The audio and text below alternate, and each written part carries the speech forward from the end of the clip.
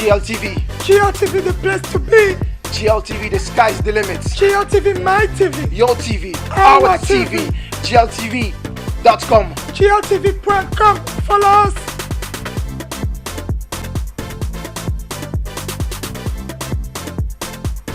Ngoyao, c'est toujours moi, Fabregas, Métis Noir, Wanted, comme on a toujours dit, hein, on mélange pas les bissos et les bangos. GLTV1.com. On n'a pas de pile, mais on fonctionne. Alors, people. GLTV1.com. GLTV1.com. GLTV1.com. Netina film. On est ensemble, trop d'avance comme Rolls-Royce sur moto, trop d'avance comme Nzambé sur Bissoko. À suivre, Ika De Jong, longue jambe. Si je m'éloigne, surtout ne m'en veux pas. Salut, Céline Shine, spéciale dédicace à GLTV1.com. Bonjour à vous tous qui nous suivez sur GLTV1.com. Touba Bobodelo, Ika De Jong. On est toujours aux États-Unis. On se trouve à New York City et à nos côtés, on a un des grands, un qui excelle dans ce qu'il fait. Il évolue, il n'arrête pas de progresser. Il a marqué son histoire, ses empreintes dans ce continent. Partout où on le voit, on sait qu'il est là, qu'il est présent. On a dit qu'on allait le chercher. On allait chercher tous les Congolais qui réussissent dans cette communauté et on l'a trouvé. Il a accepté de passer sur GLTV1.com. Il va nous expliquer un peu qui il est, comment il évolue dans cette communauté, le pays dans lequel il s'y trouve et ses projets pour l'avenir. Restez connectés et suivez.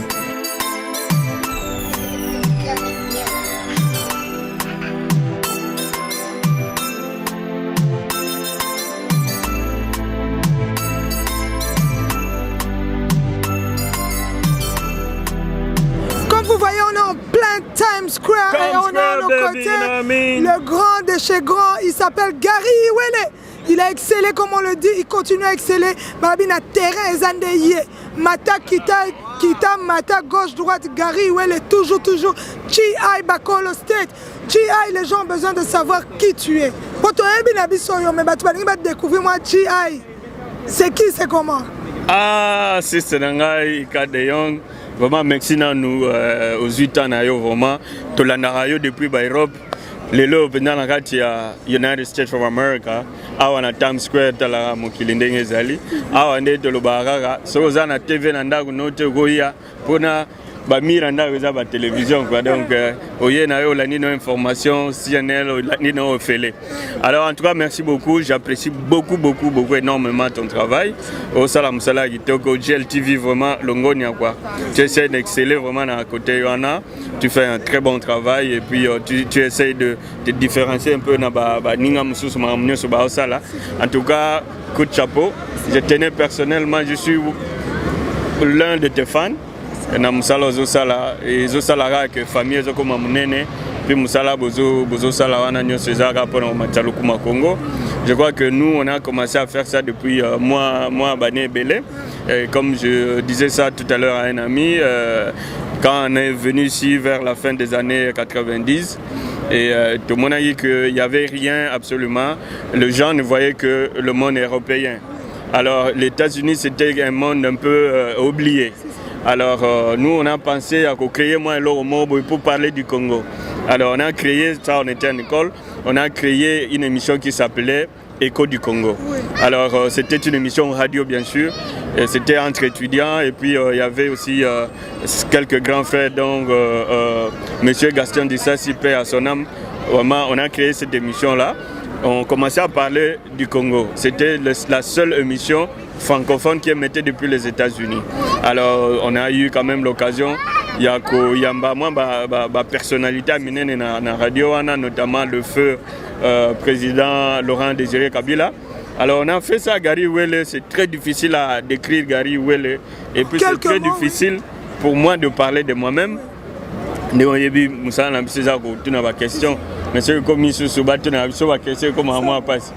le rôle est et Ika De Jong azotu nango na Times Square tomera même Mais en bref, c'est ça. Donc, je suis Gary Wele, j'anime cette émission Bakolo State depuis Awa, Natamola Peming, Omonigaga, Betanio Sotokendaka, Nairobi, Petokomaka, Nabafrique et tout ça là. On essaye, le but c'est quoi? C'est de montrer aussi Nabatu que les États-Unis, c'est pas seulement ce que vous croyez. C'est un fourre-tout. Le bon côté est là. Il y a aussi les mauvais côtés. Mais surtout aussi montrer aussi aux gens que qu'est-ce que la communauté où ils allaient Awa et Salaka. Les États-Unis c'est un pays de rêve na Mishabatu Belé, mais qu'est-ce qui a fait que les États-Unis est comme aboyé?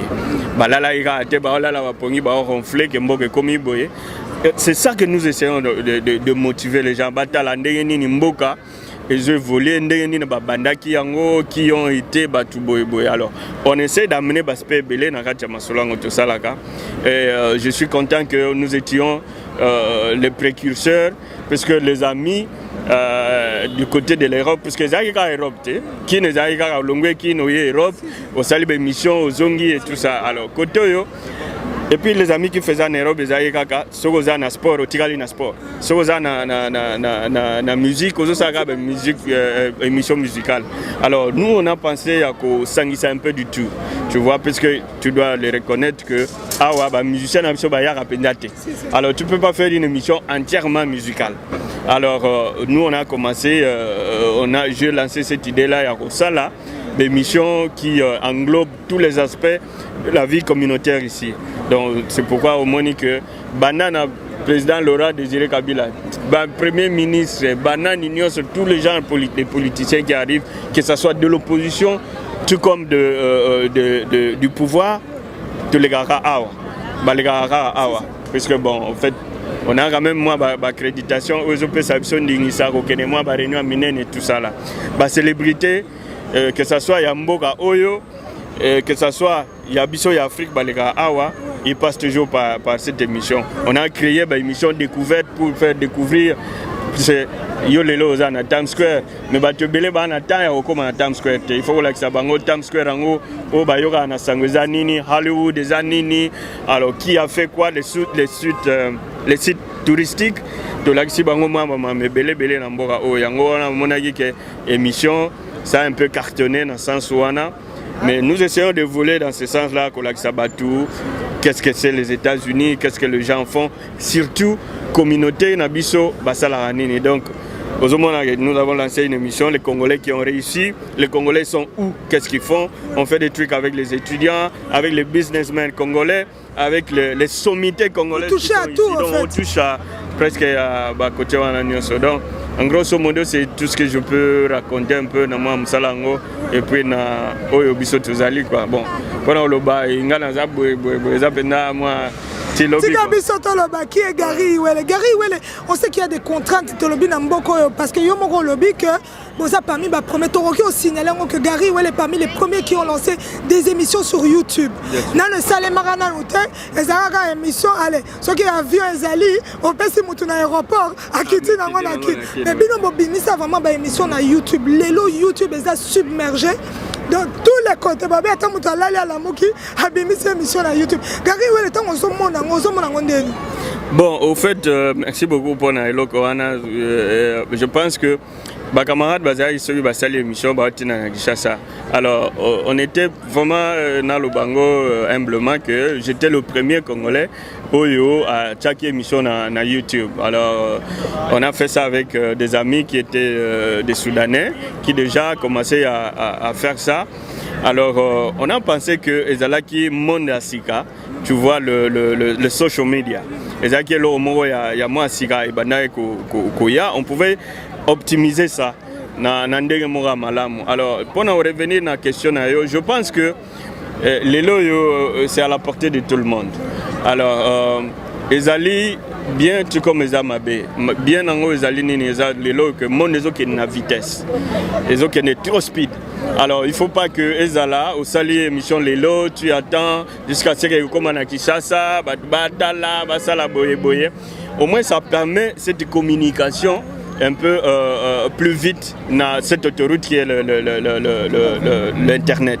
Alors, ma benango sur comme babu Submerger, c'est vraiment le mot qu'il faut utiliser. Parce que les komikaka, on ne peut pas empêcher à quelqu'un de faire ce qu'il veut. Mais il faut quand même que tout comme un niveau, il y a moins de valeur. Ce que vous dites, il y a deux choses. Il y a ceux qui se réveillent, à moi téléphone, à moi caméra à filmer à YouTube. On ne peut pas empêcher cela. C'est que Bisso, en tant que moi, nous devons faire attention à la caméra, à la micro, à la information. C'est là que nous intervenons dans le sens que tout ça, moi, Moussala Moro, Yamalam. Dignité en tout cas, ça je dois le dire sans embâche qu'il y a du fortu, il y a à boire et à manger dans ce qui se fait, le monde du média. Mais tout ce que nous disons, c'est encourager les gens qui font du bon boulot. Nous devons les encadrer dans le sens que parce que les images, surtout à Congo, les images na biso nyonso. Tu vois, on va seulement dire bon voilà, journaliste congolais, chroniqueur congolais, boyer congolais. Alors nous voulons maintenant utiliser un côté négatif. Je suis en train de lancer les états généraux de la presse congolaise. Alors, que nous allons nous retrouver ici aux États-Unis, donc je voulais dire ici, puisque je suis de Washington DC, la capitale du monde. On va se retrouver à Washington DC, à George Washington University, pendant 3 jours. On va réfléchir sur le problème de la presse congolaise. Alors là, Ika de Yong, Bakoya, Bandego Nyos, Apoto Bino Nyos, Boboya, Awa, on se retrouve. Et Zanetti, moi, conférence nationale sur la presse, les états généraux, table ronde sur la presse. On aura des professeurs d'université qui vont venir. Kopé Sabiso, moi, Ligne à Kosala. Ceux qui ont une formation dans le domaine peuvent partager leur expérience. Comment il faut se tenir pendant les élections, comment il faut se tenir dans le milieu net, il y a des musiciens, dans le milieu net, il y a des politiques, comment se tenir, quels sont nos projets d'ensemble. Parce que les loyaux, GLTV et Zosala Moussala Nango, Toloba, Kewin azosala musala na Roger Mutu azosala, Marius azosala, Mark Tabo, Massa Nyoso anabazosala musala na bango. Mais qu'est-ce que nous pouvons faire ensemble pour ramener un projet de grand Lelo Totikapé, moi, legacy Morobo na Congo, non, même si on est sur internet, mais que ça soit quelque chose de grand. Oeza que Mutu Nyoso na Katiani Noana a se retrouver na canal Moro ya Mounene pour que tout match à Congo. C'est un peu ça maintenant. Vision de Gary, on sait que pour le moment, Bozé est belleté dans le continent américain. On a vu Roger Montou, on t'a vu toi, on a vu Marius aussi. Donc, une génération, il y a média, il y a Katia Mboko. Et pas Abisso Toza, moi, mais et pas Nabino, Libo, Tokyo, Cité Bino, toi, percé dans Zelango. Comment ça se fait que côté Nabino développement, il y a médiatique, il y a comme une Ok, bon, au moins, le problème est que Bisso, tout ce qui est dans le moko, il y a reposé dans nos bases. Parce qu'il faut savoir là que nous, tout ce qui nous intéressait d'abord, c'est avoir de formation, aller à l'université, apprendre le travail. Tu vois, moi, je suis de formation, j'ai une licence en aviation civile. Alors, quand je mouvais ici, je fais les media and communication. Pour essayer un peu, il y a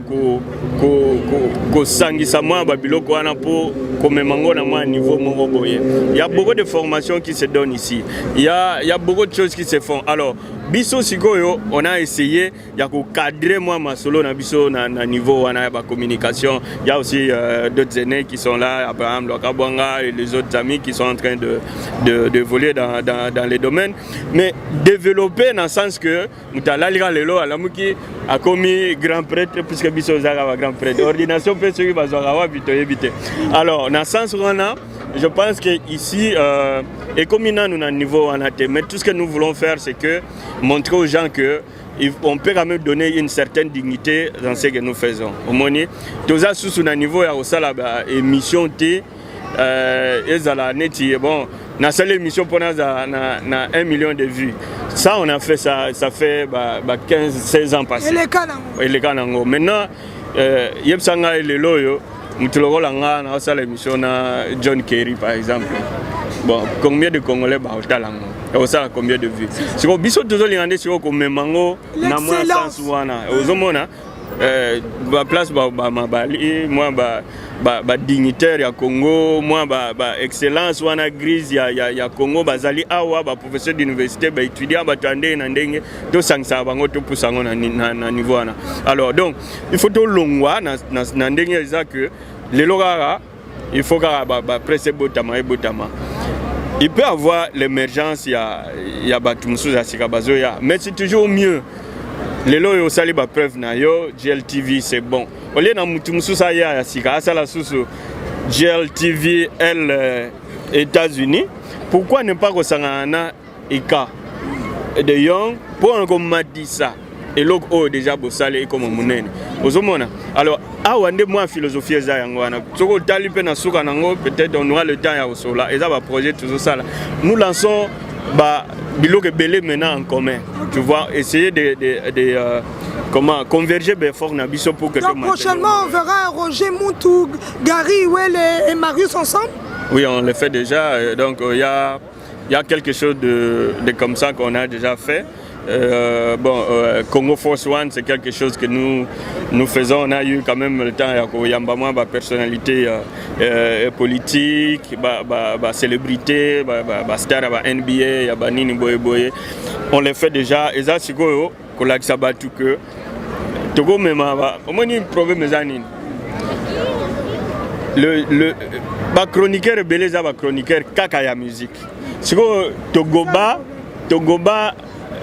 aspect musical ya Congo to mema ngoti na kati ya musala otozo sala ozomona alors batu bamona rake no ikande ngazawana akosolana basena biso apoto nani na kotanga tangela ngata moko lingi kaka akosanga nani oyo te mais il faut qu'on lakisa que non ika azali na public oyo ya ye azana musala oya ye asalaka azana mwa démarcation moko boye soka sangani na muninga na ye e ozala mabete au contraire soka aza makasi akwepole oyo wana mususa azana se donc c'est ça vraiment aspect auto biso de lingi to lakisa biso za sutega ba mona ngaka na danger na sala émission ya danger po biso de sala exclusivité to sala ngo toza on a besoin de ça biloko wana te toza on a besoin que tout ça maramu pona lokuma Congo et Kene Liboso tout ça c'est dans l'union voilà. Il faut le faire. Gary Wele, on va continuer sur ce point là parce que tu as vu que communauté awa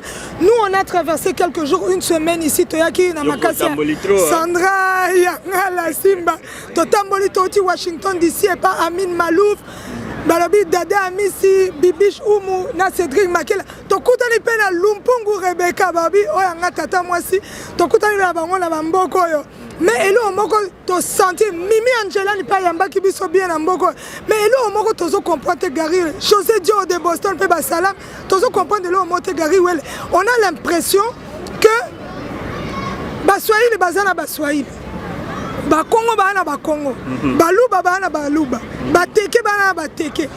Phénomène wana na kati ya continent américain. Comment est-ce que en tant que l'homme de médias, mutuo mondo eyo kakao, ozo mona ngondeni. Pour biso ça constant, ya batu bauti libanda.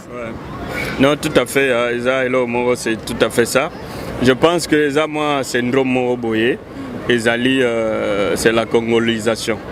Le bagarre bongo puisque bon et oye sangate que bino pe connaît pas na bino biloko anezate donc mais biso eza makasité neti ya Gary ah bon ah vraiment to sentir ngo to tambolit to ti na mboka na o to ti na Washington DC to kutani no kuna to na ope ah mais to sentir vraiment que balabi tata bo ekolo moko ezate na mboko bon c'est à boire et à manger mais bon c'est vrai hein? Il faut que bango que zandengwana il y a biloko ya ba politique il y a ba régionalisme il y a ba nini boye il y a pas na kabola biso omoni bon des fois omoni surtout il faut comprendre le mot mboka o ndenge zali bat baza penda na temps et belete ya okutana tu vois oye awa ezate que bon mutalingi yote ou bien azana posa okutana yote mais le problème c'est que vraiment les gens travaillent comme des machines.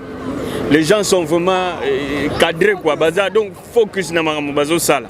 Alors wana mpe eza aspect moko esala ke bato bakanga na mwa bacartel. Donc c'est-à-dire que beaucoup d'ana mutu, il faut avoir moins mutu na yo, beaucoup d'ana na moi bakwe na bino bosola moi mingi. Parce que bato baza tellement busy mais yo mo moni yango. Bato baza tellement busy, ezo permettre bato te bakuta na mingi, to kuta na mingi na ba matanga, na ba moi ba biloka boye tout ça là. Mais loko wana ya régionalisme ou ya tribalisme ou ya boye, soki ezali to sala moins effort. Tout ça, moi, fort exalaté. Mais ça, c'est que bon, on appuie cela ou bien bon, ça constant à eux. Mais ce que nous disons, c'est que nous devons être bon moko, parce que le Congo est un moko. Mais nous toujours déplorer dans Mboka et que ça n'a pas côté à l'ibandate. Donc vraiment constant à eux, tu yoki ango, mais il faut de raison. Mais il y a des partout. Mais ça veut dire que bino boza cerveau. Donc, si vous permettre moi union makasi osaka bien et ça pour le coup RDC. Je sais que tu le fais avec beaucoup de dignité parce que yo partout tu passes, mais je crois que les questions peut-être il y a temps nengo lobby que l'État congolais tempé et pas bino musalande abiso ki okena kayute c'est comme ça un problème mon côté Gary ouais le tozo on a détail mon tozo mon vraiment aux côtés d'un grand de la musique congolaise. Tu es souvent aux côtés de Fally Ipupa que nous saluons en passant. C'est un frère.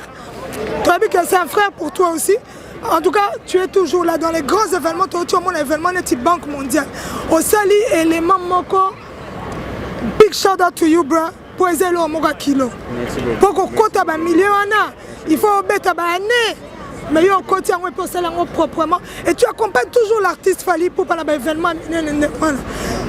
Et sont les candidats. Bon, accompagner, moi, ma casse. Accompagner en tant que média, oui, média africain. Bien sûr. Ndé Lubaki, ils allaient honneur, comment que c'est un jeune et qui est en train vraiment à évoluer très bien. Alors, Ndé Naïbsa qui est musicien, il faut parler à côté musique, les musiciens n'habitent pas rapidement mingi awate. Ils ne sont pas souvent ici. Le rare qui vient. Et il faut savoir que Fally a une chose. Il a zanet mutumoro, a dans ma vision au yozanango. Il y a perfectionniste. Alingama il aura perfection. Alingama il est toujours curieux. Il veut toujours apprendre. Il veut toujours aller de l'avant. Alors quand il veut venir, il essaye de voir. Nganzo lingana sale loro kingani. Il ne ménage aucun effort à son téléphone na benga GI na ozala na par exemple na BET Award. Dans BET Award, est-ce qu'il y a moyen que Okomakuna au sala boye tout ça là. Voilà, il y a une invitation telle. Moi des fois quand Nine Nathalie parce que bon, au moins comment on appelle ça, les credentials, accréditation et à médias. Alors ce qu'ils font c'est quoi? Quand tu as déjà accréditation en année, tout ça, il y a ONU, il y a le département d'État, il y a la Banque mondiale, il y a le Congrès, tous les événements qui se passent là-bas, Batine de l'Arabie Saoudite, mais toi tu choisis l'événement au Kenya. S'il y a déjà quelque chose en amont, j'appelle, je dis bon voilà, est-ce que tu peux faire partie à l'Ikamboboyo? Il répond toujours présent. Alors, c'est des choses que nous devons encourager. Alors, Fally Ipupa, pour revenir à lui, c'est un jeune qui fait des preuves, qui évolue très bien. Les loyaux, il faut être fier. Il y a au moins un jeune un Congolais qui sort comme ça, a eu ma formation, a le parcours. Les loyaux, tout le monde parle de lui. Fally Ipupa a dépassé la frontière nationale. Alors, bon, nous, tout ce que nous faisons, c'est accompagner. Ça, les loyaux, vraiment, des young, avec tous les respects que je vous dois, Yosa a en États-Unis, il que Inosbi. Azali Awa aux États-Unis, je prends l'exemple de la petite Nabisson Inosbi, Aza Awa aux États-Unis, Aza nominé na BET Award, et que Yozali Awa, vous avez la possibilité de Komakuna et que vous commatez. Alors, c'est tout ce que nous faisons. Il faut encourager Bango. Il faut que Bango si on a la place publique. Au lac Sabango, que voilà tala musicien ou célébrité congolaise ou boye bazo sala ozomona. Mais ce qui diffère maintenant ezate oya ko sala jalelo ya mutu ozoya wana bozomona biso côté ta danger nani l'équipe nyonso mine na BET Award. BET Award eza nini? Expliquer batu. Siko koloba ngo na munoko te, il faut pe ba mona yo kuna na red carpet dango, ba mona pe ba ki mona meso, ba mona. Oh non, bon, à Salaraboye, bah moi, on peut notre red carpet et tout ça là. Donc c'est ça que nous essayons de faire. Mais en tout cas, coup de chapeau à l'artiste Fally Ipupa. Il a commencé comme ça.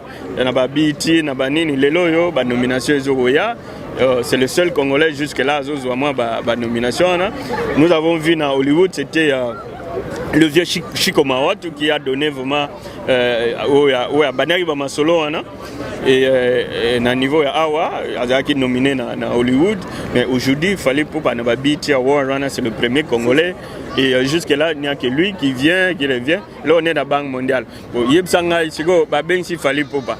On a beaucoup de temps. Vous avez beaucoup de filmé. Donc je vais aller à la Banque mondiale. Je fais un reportage avec Fally Ipupa. Donc ton frère Fally Ipupa fait du bon boulot. Nous devons l'encourager. Alors, détail où on a que lui il est open. Quand quelque chose veut se passer, on peut s'arranger. Et est-ce qu'il y a moyen? On a déjà une accréditation. Ah ok, c'est bon, bon ok, tu vois des choses comme ça. Alors, les lots, ceux qui voient la sonne awa. Bon, oui, on s'est vu, et tout ça là peut un reportage sur lui. S'il vient et qui m'appelle à signaler que bon, voilà, Roger Moutoza, Mario Sona, toujours ça l'un de nous va aller pour couvrir l'angle. Selon disponibilité. Mais ce qu'on y est, na New York City awa, ndengo yaki. On va aller à botter la chair. On a évité d'en qui peut bien boyer. On va aller à botter la chair. Biso to éviter. Mais tu as beaucoup d'années. Donc c'est ça le problème quoi. Ok. On va rentrer encore sur un détail parce que je te parle à chaque fois je dis on rentre sur un détail parce que tu fais partie de la presse. Ozamutu a Panzara Sango qui les a besoin Gary Wele. Situation dans la République démocratique du Congo est évidente. Bino batwa média kotoyo. Image na bino o bomone la rango ndenge nini. Bon, situation en politique à Congo, ça c'est il n'y a même pas à tourner autour du pot. La situation va très très mal au pays. Alors il faut moutinir sur côté Azali, les médias, les il y a opposition, il y a politique, il y a pouvoir, je voulais dire. Dans tous les domaines, l'église banini, tout le monde, il faut même attiser naïe, koni naïe pour doper sa monte en Congo. Congo anatala, Congo est un domaine privé à mutute. Congo est un mboka na biso nyonso. Alors nous devons faire un effort de rassembler des forces na biso pour faire avancer le Congo. Moni, il y a des choses où ça mana Congo, peut-être bazana katiwana. Ils croient peut-être que ils ont la situation à malam. Mais sur Azana, na Libanda, azo monanga les mêmes choses. Oh ya bano mona na Congo, a otalango peut-être neti. Des biso do mona na ba big screen oh quoi. Au mona on bene fongwa mi to bando talango na ba 15 pouces. Mais sur comme bena na ba big screen. Ozo mona. C'est un peu comme ça. Bon, namba moi ba millions on peut to kotaka, ozana ba congrès, ozana ba ONU awa, ozana ba Maison Blanche. Na ba Sénat na ba biloko ya ndengwa département d'état tu entres na bisika ndengwa na ozoki yoka ba masolo mais ngana lo bango toujours nazo epsango lelo ndamba pesa bisoka vie mais toza sanduku parce que les choses que moi je vois sur le Congo, les choses que j'entends sur le Congo mugoloka eko bima on comprend que non tout ça basandoko. Tout ça vraiment basandoko. Alors pour te dire qu'il y a beaucoup énormément de choses sur le Congo. Distraction est à la tête. Le Congo est vraiment un point mongo tournant il y a histoire nango. Il faut moutenir son niveau azali azwango net black. Azwango vraiment net black, il y a trop de choses sur le Congo. Nous devons faire un effort pour que Mbokana ait retrouvé dignité nango. Et Mata, à niveau, il y a beaucoup de pays qui décollent, pourquoi pas le Congo? C'est ça. Au Canada, réunion boye, caméra ekotaka te nini eza te mais ovandi mpena donc bato nyonso kuna donc le seul congolais aza kuna ezaka yo mais ozoyoka makambo bazoloba sur Congo et puis ozoyoka banani yango bazolobela Congo ovandi kaka otali obi mais nous sommes où tu vois yango nomona ermo tovandi tozointerpele bato bamona kaka alobaka na ye tozoloba te tozoloba mpo baplace okotaka mama. C'est ça aussi le travail parce que biso tolingana nde sikoyo tomemango na misa bato bino mo bo juger makambo nini ezoleka mais bon toutes les choses on peut pas aussi commencer à koloba ngo na boye mais nous faisons quand même part ya responsabilité aux eza ya biso on interpelle bato o biso il faut to interpeller au quotidien bon yo quotidien nini neti réunion na ba John Kerry wana il parle sur un dossier dernièrement tozalaki na congrès avec représentants ya ONU na Congo. C'était à huis clos. Les Arabes membres à congrès. On était le seul Congolais dans Kachanini. Il n'y avait pas de caméra, il n'y avait rien du tout. Bon, effectivement, on m'a permis que nous ayons quelques images, juste des photos, quelques lignes pour l'introduction. Mais yoka sikoyo, puisque Bilo Randengwana a Kolobango jamais dans une interview. Là, il est devant un membre à congrès, un staff à congrès. Mais yoka sikoyo, maison bima sur le Congo, vanité au talobi. Mais rien n'a eu ça que biso zaba sandu. Bon lingaté to kufana avant. Il faut bozo biloko biso tozana. Mais allez. Gary Wele Bachiko Zikianda papa chéri John Kayembe de Boston, mon général Crispin Wezango Koko Bifwasa Jean-Ville Moukeba Balingi Bayeba projet à Gary Iwele Tozo Kende Wapi. Après GI Bakolo State donc ozo même abiso wapi. Bon, tout ça, le projet est belé, ils ont vraiment belé. Et là, surtout, ils allaient encadrer les jeunes au Congo. Tu vois? Alors, ils ont vraiment un projet au Banda déjà. Ils ont aussi un Congo, on peut au moins des détails qu'on ne peut pas peut-être couper ça à Wananini. Mais ce que nous voulons, c'est qu'on encadre cette jeunesse congolaise-là. Couper ça à Bana. Moi, ici, j'ai autant à livre, une bibliothèque vraiment décente, il y a des normes.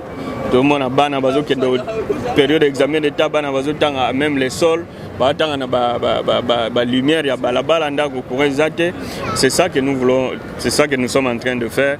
Couper ça même moi, jeunes Congolais, et si vous avez des recherches, des livres, des internet, interacter avec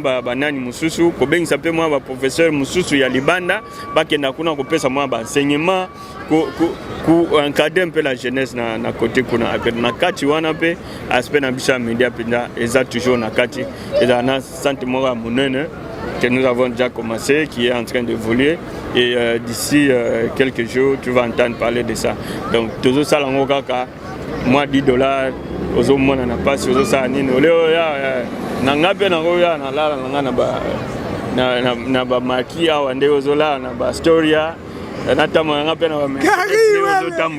mais toujours même moi malembe ya ko aider pe moi bande ko bazana mboka biso ngaso na community je pense que na sala ngoka lobby mais comme na community kunate to mera moi malembe mais en tout cas il y a des projets que nous sommes en train de faire et moi Mikolo yo to bani moi une série d'émissions que nous sommes en train de faire avec Bastard. Moi, ma personnalité congolaise, dans différents domaines. Sur les années de short documentaire, tout ça là. Moi, tu vas documentaire sur la vie dans Bango, sur ce qu'ils font. On a des étudiants, tout ça, on a des NBA players, tout ça, on a des médecins, tout ça, on a des professeurs d'université, des businessmen et tout ça. Moi, côté aspect où il y a Moussala comme tel, il y a Nini quoi. Tu me un peu au salaire, moi, Jean. Si, moi, Jean, on salue Didine Sala. Didine Sala, on n'oublie pas Lumpungu Rebecca, présence toujours dans Gatiamboko. Et Mambet est l'artiste, il est toujours Gaturo Design, like Dangerous, RDC Forever, Zaza BCBG, Babi Mboka, ya masolo yango ba ozela ba collection pe koto. Gary Iwele pe beta yango. Okata yo hein. Ils attendent dans le bois Gary. Gary Iwele, un petit mot de la fin. Na batuno so balandi on a GLTV.com. On doit d'abord te remercier pour 8 ans na yo. Ba to yebi ke bato kilo ba ozela pour na élément, mais biso on dit mi ka ozo pe ça biso quelques temps na. Gary Iwele, un petit mot de la fin na batuno so balandi on a GLTV.com. GLTV vraiment encore une fois de plus, merci beaucoup pour Namsala Bouzosala et Kadeyong vraiment pour le travail que tu es en train de faire, c'est un travail remarquable. Les loyaux sans embâche, bandeko bazomona ebele que na poto, on dirait na banet c'est comme iraga bana basi ils se vendent et bazoteka eloro moko boye mais de yong abimé na moi Jean naye atungisaka na ye mutu te amilakisaka na ye mpe te ke nga na boye aya grand prêtre maire te ayaka na ndenge na ye asala masolo na ye lelo oyo tu es confirmé à travers le monde. Vous faites un travail très bien. Tout ce que je dis, c'est qu'on continue nango, qu'on mibeta tolote. Donc, meka toujours améliorer. Surtout chercher l'excellence. Mon excellence, le petit sujet que nous avons à débattre, tout débattre en bien. Auto débattre en bien. Ça vraiment il y a bien. Bon continuer nango. Et déjà, vous allez dans les états généraux de la presse congolaise. On doit se retrouver, réfléchir ensemble, parce que nous tous parce que superstar Hollywood alors donc voilà déjà aux autres preuve en États-Unis autographe aux signé bon si vous ni netika batika na bango kaka. Non mais voilà, en tout cas c'est très bien le travail que tu fais. Je t'encourage, je suis derrière toi à 1000%. S'il y a un petit truc que nous devons faire ensemble, un projet, et yo y a n'importe quoi je peux te regarder. Bien sûr, toujours. Mais tout il faut aller à GLTV pour peut-être tout ça, merci pour la temps pour s'exprimer un peu. On va comprendre que Bisso te met ça à te poser la question. C'est que comme des gens ont ma question comme très difficile à répondre. Alors donc non répondre qui t'aura ma caisse. Bah excusez Bisso na te lobby en Mabe, mais surtout du côté de la presse amener un peu de l'excellence. Surtout bandero baloba que ba oyo bazaboye botika bango kaka babunga te tozana besoin ya moi ba effort na biso nyonso so moni ke ndeko wana za na bubungi meka ko menga ozongisa ye moi muke ko pesa moi conseil ko ça nini mais le mal c'est quoi c'est que ceux qui mutango azoyo kate mais batu mususu bazalaka bazo juger yo sans que ba approcher yo nan meka pe yo na peso devoir pour na yebi ba sœur na biso ba kuna ebele o ba sa pe moi musale tengama mais yo nde na yebeli yo ke ne pe vanisa bana mai bana membre na bino bana membre na biso o vanisi bango pe opesi bango mo atoli to mer ensemble ezate ba mono aya kantini ni ka l'équipe surtout non il faut prendre des initiatives. Moi j'ai pris le courage na commune na lalité na komara ba projet na commune na lobby bon il faut tomber maman et leur pour la presse congolaise voilà legacy o biso tuzolinga otika omoni totika moi empreinte mo boy na sali projet munene Nathalie na bi non je peux pas faire ça seul na bengi bana mai mususu voilà c'est que idée utaye na mutu nanga eza oyo to sanga na biso nous to sala ensemble. Alors les amis ont bâti sur ça, nous sommes en train de nous distribuer de tâches ba oyo bazo s'occuper na organisation boye ba o ba sala boye à un certain moment on va commencer na ba conference call ko benga na pour que to talande nini wane osama mais et aux alapenda bilulu mongo ya très kitoko awa na États-Unis pour na matalo kuma presse na biso. Voilà ma solo biso il faut de ça. Kitoko makasi. En tout cas, un grand merci Gary Iwele, continue à nous faire rêver, continue balobi nzela no fungola ki tracer ngoli susu. Omoni yo. Somam Nicolas. C'était Gary Iwele sur GLTV1.com. On remercie en tout cas toute cette communauté américaine qui nous a accueillis ici à Washington. Tobosanité Amin Malouf côté kuna Awa José Dio de Boston. Mimi Angela na yambaki biso ape kitoko na makasi ya Simba Sandra Yangala aza mukebo ya mwasi mais makambo ya kilo. Merci Sandra Yangala. Donc on continue à fonctionner même aux États-Unis. Tout ce qui ne se trouve pas ailleurs se trouve chez Gary. Même sans pile tu fonctionnes. Toujours. On dit tout ce qui ne se trouve pas ailleurs se trouve chez GI Bakolo State. On n'a pas de piles mais on fonctionne avec Gary Welle ici à New York City, Times Square et Lokwa Makasi. Merci.